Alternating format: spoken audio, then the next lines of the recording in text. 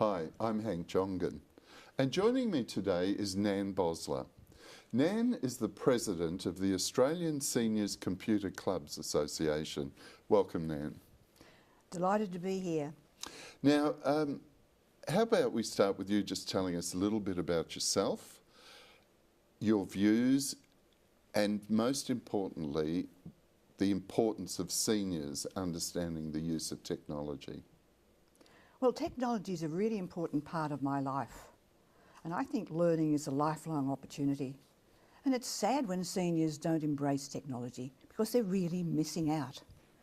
And ASCCA, and it's much easier to say just ASCCA than a full name, ASCCA is determined that we are going to help seniors master simple computer skills and enjoy exploring the satisfaction and benefits of using technology.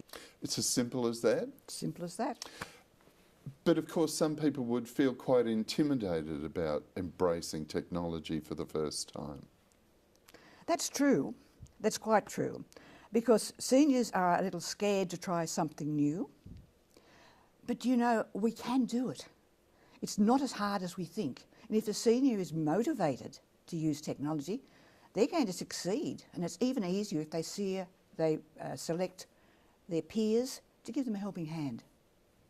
I can see you're passionate about it, and I guess really that passion has converted itself, if you like, into a number of Lifetime Service Awards. For example, I know you've won the Lifetime Service Award for the 2017 Not-for-Profit Technology Awards. Congratulations on that.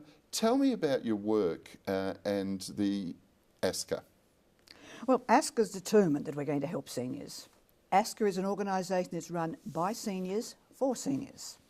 And through our clubs, and we have a network of clubs right across Australia, through our clubs we help seniors to master even simple skills. And it's important. The internet is too good to miss. And we're determined that seniors will be confident and aware users of the internet. We can do so much if you can use the internet. You can keep in touch with family and friends. You can book your overseas travel. You can do a course at university. You can look up old school friends. Hank, it's marvellous. It's too good to miss. And tell me, what other help is available for seniors who want to learn to use technology? You've reflected on the things that you can do, but what about the direct assistance that you provide for users of technology? Well, we have our clubs right across Australia, and we're helping wherever we can to make sure that seniors are using technology. But it's really interesting and very exciting that it's actually a digital literacy for older Australian program that's going to be launched by the government in October 2017. Now that's exciting. It's the new program is really taking the place of the Broadband for Seniors program, which ASCCA was involved with since 2008. And through that program already, something like 500,000 seniors have been taught how to access the internet. So this new digital literacy program is going to be really fantastic. It's probably going to adopt a wider family and community-based process. There's a new website. Oh, it's exciting. Nan, you paint a really exciting picture, but of course there are some traps for new players, aren't there? Particularly in relation to privacy. Do you just want to reflect a bit on what people can do to protect their privacy? That's an important issue. And seniors are really quite concerned about privacy issues. They need to always be very careful about what they put online. If they're on Facebook, they need to be careful what they're actually telling other people. I mean, I'm horrified if I see a friend say, oh, I'm going away for 3 weeks holidays. Oh, it's going to be wonderful. And you think, right, empty house, 3 weeks, not good.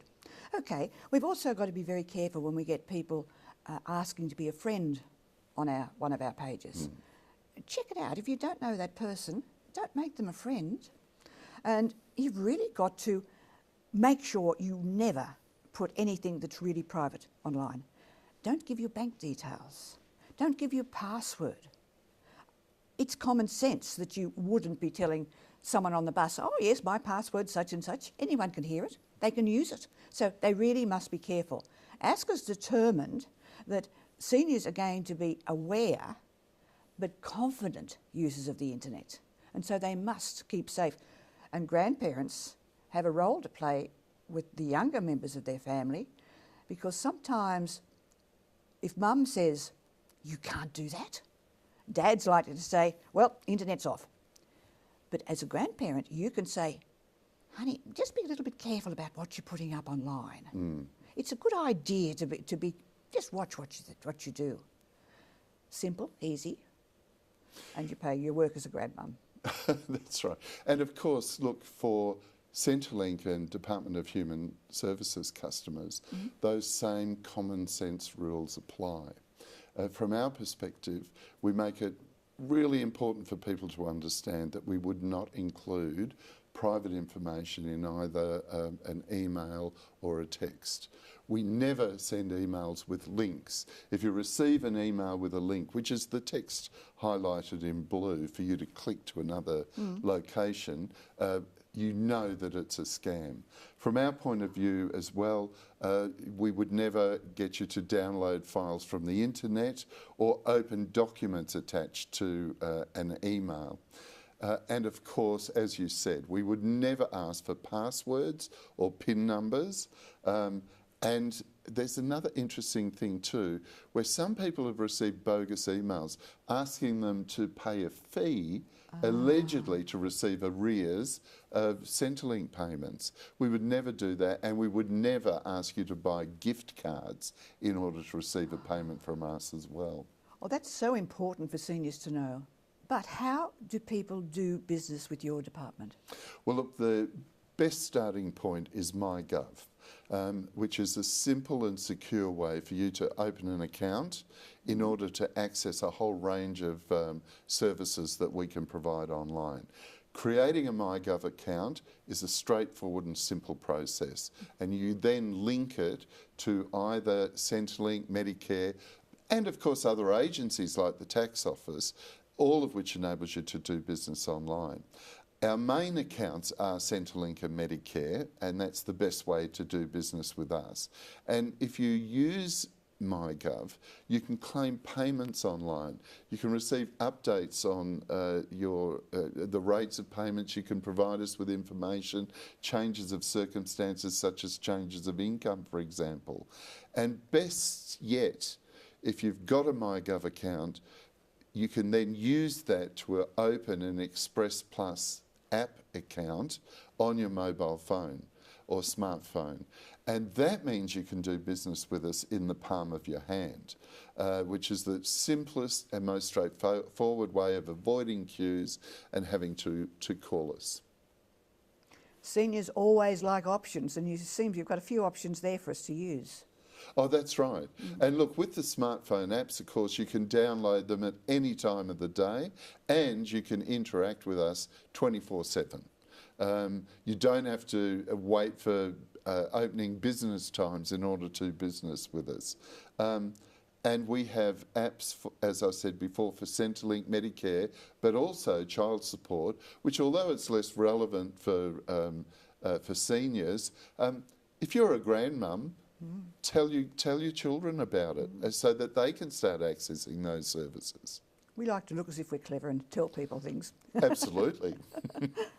A lot of seniors I speak to find the claim forms are a bit of a challenge. Now, what are you doing to help those people to make their claims? Well, the good news is we've just introduced online claim forms for age pension, which makes the whole process a lot simpler, because as you answer questions and you eliminate certain areas, for example, you may not have assets, that eliminates a whole series of questions that you no longer have to answer. So and in addition to that, we can do staff assisted claiming. So if you're not entirely comfortable with lodging a claim online, you can come into one of our offices or do it over the phone, and we'll help you step through the various processes. But the great thing about an online claim is that something like a 30-page form, depending on your situation, can be reduced down to a much smaller number of questions which are focused on the information we need in relation to you. Now, of course, Paper forms are still available if that's what you prefer to do. But of course, we encourage people to use the online options that you can. And the great thing about an online claim as well means that if you've got an online account or you open an online account, you can then follow the progress of your claim, which means you have valuable information. But guess what? For us, it means you don't have to keep ringing us to find out what's happening with your claim. Hank, you know the people of the community see you as the ambassador for older Australians. How do we keep in touch? How do we keep up with what you and your department are doing? Okay, look, the most important thing is to follow us on Facebook. We have a page called Seniors Update, and it's a fantastic new area where you can receive up-to-date information, but also we can answer general inquiries. So you can post your general inquiries. Obviously, if it's more personal, we wouldn't encourage you to use Facebook because of privacy reasons. But you can put up general inquiries and we can provide you with answers. In addition to that, of course, I have an official Facebook page which serves a similar function where, again, we try and impart as much information as we can. So you can follow me or Seniors Update or both on both Facebook and Twitter, and we'd encourage you to do that. But of course, in addition to that, as many people would be aware, I also do a lot of work on particularly talkback radio. So it's a good idea to listen out to hear when I'm coming on air, because usually it's a full half-hour segment where I take a whole string of questions, and again, it's an opportunity to impart good, reliable, general information.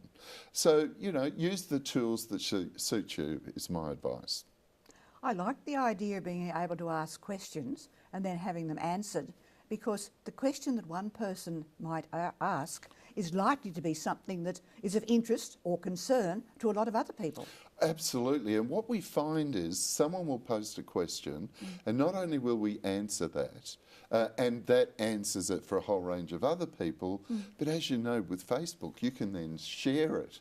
And, you know, it extends even further and further in terms of the reach. And look, there's a lot of things that are of interest to people. For example, you know, the recent rules in relation to retirement age have just started to kick in. So, of course, we're putting a lot of effort into ensuring that we explain those changes. That all sounds great. And I'm going to encourage everybody to have a look at those sites, and they'd better click that like button, hadn't they? That's right. And look, with you backing us, Nan, the sky's the limit. But Nan, look, I really want to thank you for your time today, and I hope this isn't the last opportunity we have to have a bit of a chat with you, and I look forward to doing something like this again in the future. And I will too. If you enjoyed this video and want to see more, then like Seniors Update and my official account, and follow us to get regular updates. Nan and I would love to answer any questions you have about technology and engaging with the department online. Just leave us a comment below with your questions, suggestions and feedback. Remember, it's important to let us know if your circumstances change. Life can get busy, but it's never too late to update your details with us. I'm Hank Jongen. Goodbye for now.